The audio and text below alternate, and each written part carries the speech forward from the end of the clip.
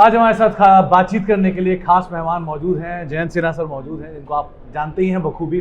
Jayant sir नमस्कार, स्वागत है कार्यक्रम में। पहले तो बहुत बहुत शुक्रिया हमारे साथ जुड़ने के लिए। सर आज जिस टॉपिक पे हम बातचीत कर रहे हैं वो सस्टेनेबिलिटी भी है। हर चीज़ में, कैपिटल से लेके इन्वायरमेंट से लेके पॉलिसीज से लेके सब चीज़ सस्टेनेबिलिटी इज़ वेरी इंपॉर्टेंट। सो पहले तो आपका की नोट एक आपका व्यू चाहिए कि कितनी इंपॉर्टेंस है ये चीज़, and going forward where are we heading इसके हिसाब से। आदरणीय प्रधानमंत्री जी ने तो कह ही दिया है कि हमें 2047 तक एक विकसित भारत बनाना है। जब हमारे 100 साल हो जाएंगे स्वतंत्रता के, तब हमारा एक विकसित भारत भी बनना चाहिए, यानी डेवलप भारत बनना चाहिए। यानी एक भारत ऐसा बनना चाहिए जहां जो आज हमारा जीडीपी पर कैपिटा करीब $2700 है, वो जाकर $15,000 तक पहुंचे। यानी 6 टाइम्स हम लोगों को ग्रो करना है अभी 2047 तक। तो ये विकसित भारत का एक विजन है, विकसित भारत का एक लक्ष्य है। लेकिन इस विकसित भारत के सिक्के के दो पहलू हैं। तो एक पहलू तो है विकसित भारत यानी जीडीपी पर कैपिटा यानी डेवलपमेंट, लेकिन उसका दूसरा पहलू जो है, मैं कहता हूं कि अगर हमें विकसित भारत बनाना है तो हमें एक हरित भारत भी बनाना होगा। विकसित भारत एक पहलू, हरित भारत दूसरा पहलू। क्योंकि जैसे जैसे हम लोग विकास कर रहे हैं, जैसे जैसे हम उन्नति और हमारा उत्थान हो रहा है, वैसी जो हम लोगों की जो प्राकृतिक जो हम लोगों के साधन है, उन्हें भी हमें सुरक्षित रखना है। We have to protect our human and natural resources just like we are protecting everything else around us. So Harit Bharat as important as Viksit Bharat, integral part of Viksit Bharat, and for that sustainability is the core concept. तो sir situation ऐसी है कि आपको growth भी करना है एक and से, और अपने नेचुरल रिसोर्सेज को प्रोटेक्ट भी करना है दूसरे एंड से। सो अभी कितना बड़ा चैलेंज इस बैलेंस को मेंटेन करने में हम लोगों को फील हो रहा है या फेस हो रहा है? नहीं, उस बैलेंस में कोई दिक्कत नहीं है। दिक्कत अगर है वो यह है कि लोगों को जागरूक होना है कि अगर हम लोग नेट जीरो की ओर बढ़ रहे हैं, या हम लोग अपने फॉरेस्ट को बचा रहे हैं, या बायोडाइवर्सिटी को बचा रहे हैं, पानी को बचा रहे हैं, तो वो सब जो है वो नेट पॉजिटिव भी है। तो इसलिए मेरा स्लोगन जो है वो है net zero is net positive. क्यों?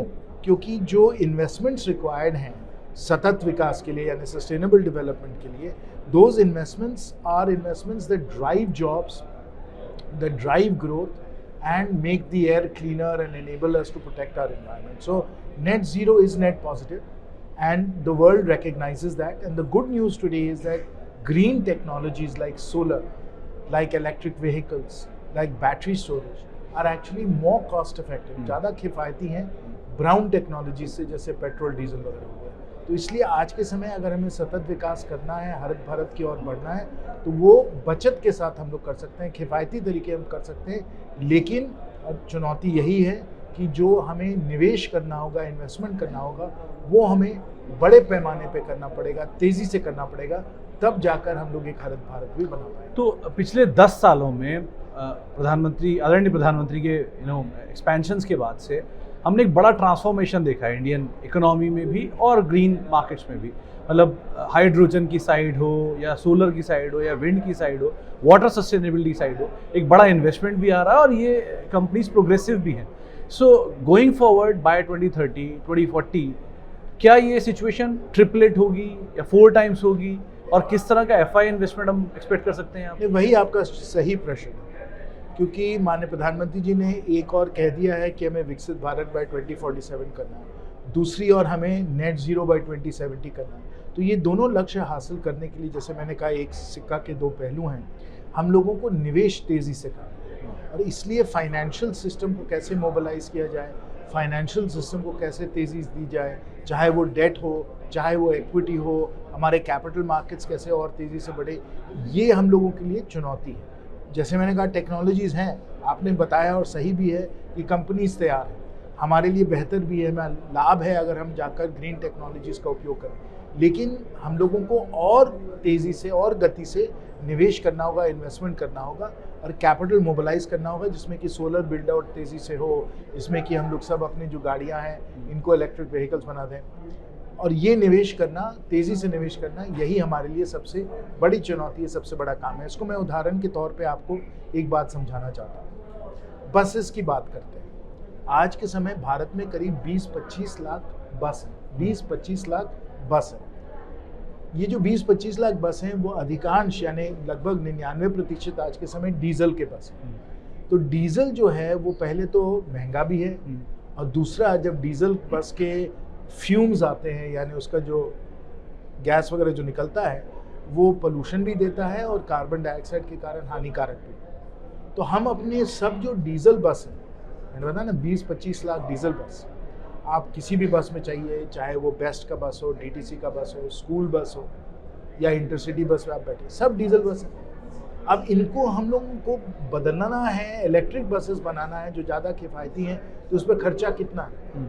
आपको जानकर आश्चर्य होगा कि अगर इन सबको बदल देना है तो हमें $400 बिलियन हमें खर्च करना पड़ेगा, $400 बिलियन। और $400 बिलियन आप समझिए कि 10% ऑफ जीडीपी है, यानी बहुत बहुत बड़ा ये एक रकम, एक निवेश की ज़रूरत है जिसके द्वारा हम लोग इनको बदल सकें। तो अब ये $400 बिलियन को हम लोग मोबिलाइज कैसे करें, कितनी तेज़ी से करें, ये हम लोगों के लिए चुनौती है और इस पर हम लोगों को अग्रसर है। Sir lastly, India as an economy vis-a-vis बाकी पेयर्स के, चाहे एशियन हो साउथ एशियन हो, सो कितना बड़ा scope India as an economy के लिए है पहला, और दूसरा क्या फॉरेन इन्वेस्टर्स के लिए एक बड़ा प्रोबेबल मार्केट वो देख सकते हैं इस पूरे स्पेस में? बिल्कुल देख सकते हैं और है भी। आपको मालूम है कि हम लोग विश्व के चौथे इकोनॉमी के श्रेणी में आ गए हैं और बड़े जल्दी हम लोग जापान को पार करके तीसरी बड़ी इकोनॉमी अर्थव्यवस्था पे हम लोग आ जाएंगे। तो हमारे आगे बस अमेरिका होगा और चीन होगा, फिर भारत होने वाला है। तो इसलिए जो हम लोगों का स्केल है, जिस बड़े पैमाने पे निवेश करना है, वो आपको बस अमेरिका और चीन और भारत में मिलने वाला है और किसी आपको अर्थव्यवस्था में नहीं मिलने वाला है। मैंने आपको बसेस के बारे में बताया जहाँ $400 बिलियन हम लोगों को खर्च करना है। गाड़ियों की बात करें, स्कूटर की बात करें, सोलर पावर की बात करें, हर क्षेत्र में अगर हम लोग देखें तो आपको नज़र आएगा कि बहुत बड़े पैमाने पे हम लोगों को निवेश करना है। तो अपॉर्चुनिटी बहुत है और इससे जो निवेशक हैं वो काफ़ी आकृष्ट हैं, उनको मन है कि भारत में वो निवेश करें। हमें सिर्फ यही करना है, इसमें सब नीतियाँ बनानी है और सब हम लोगों को अच्छी तरीके से इसको संभालना है कि रिटर्न्स जो हैं, जो आपका मुनाफा है, जो आपका प्रॉफिट आप कमा रहे हैं, वो सफिशिएंट है जिसमें कि निवेशक जो है वो भी खुश हो। तो ये अगर हम लोग सब पॉलिसी फ्रेमवर्क इसका तैयार कर लें तो जहाँ तक स्केल का मामला है, जहाँ तक निवेश करने का जो अवसर है उसका मामला है, तो हमारे सामने सिर्फ दो और देश हैं, अमेरिका और चीन। तो जैन सर, मतलब आपसे मैं इकोनॉमी पे सवाल ना लूँ तो मेरी शायद भूल होगी, आप बहुत बेहतर तरीके से इकोनॉमी को भी जानते हैं। रिसेंटली गवर्नमेंट ने बहुत सारे ट्रांसफॉर्मेशंस किए हैं, चाहे जीएसटी के चेंज को लेकर हो, इंटरेस्ट रेट कट को लेकर हो, जो बजट में बदलाव को लेकर हो। इससे डोमेस्टिक डिमांड साइड तो इम्प्रूव हो ही रही है एंड ये इम्पैक्ट कर भी रहा है। हम चौथे पायदान पे ऑलरेडी पहुंच भी चुके हैं। सो गोइंग फॉरवर्ड किस तरह का टेलविंड ये पूरा चीज़ हम देखेंगे एज एन इकोनॉमी के लिए? देखिए, जो सुधार है, रिफॉर्म्स है ना, they are a continuous process, हमें निरंतर करता रहना पड़ेगा और कर भी रहे हैं। जो अभी हाल में जीएसटी का सरलीकरण यानी सिंप्लीफिकेशन हुआ है, वो अपने आप में काफ़ी क्रांतिकारी है। और आप ये भी याद कर लीजिए कि हम लोगों ने पहले ही कॉर्पोरेट टैक्स रेट्स को एकदम विश्व के लोएस्ट लेवल तक हम लोग ले आए हैं। आज के समय कॉर्पोरेट रेट्स, जो टैक्स रेट्स हैं भारत के, बहुत ही कंपेटिटिव हैं। साथ साथ फिर आपको याद होगा इसी बजट में आदरणीय वित्त मंत्री जी ने टैक्स कट भी कर दिया, जिसमें कि वहाँ भी पर्सनल इनकम टैक्स कम हो गया है। अब जीएसटी का सरलीकरण और जीएसटी को भी कम कर दिया गया है।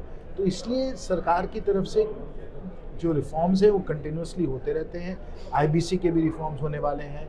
अब एक रिफॉर्म्स का कमीशन, एक कमेटी बैठी है जो गौबा साहब उसका नेतृत्व कर रहे हैं। तो इस प्रकार से सुधार जो है वो निरंतर चलता रहेगा। और क्योंकि कंपटीशन है विश्व भर में, we are competing for every market, we are competing in every industry, इसलिए हम लोगों को डायनामिकली कंटिन्यूसली रिफॉर्म्स करना पड़ेगा। और आदरणीय प्रधानमंत्री जी के नेतृत्व में आप तो देख ही रहे हैं, उनके कुशल नेतृत्व के कारण ये सब रिफॉर्म्स हो भी रहे हैं। एक के बाद एक क्रांतिकारी, ऐतिहासिक और बहुत बड़े पैमाने पे ये रिफॉर्म्स चल रहे हैं। चलिए, बहुत बहुत शुक्रिया सर, आज समय देने के लिए, हमसे बातचीत करने के लिए और कार्यक्रम का हिस्सा बनने के लिए।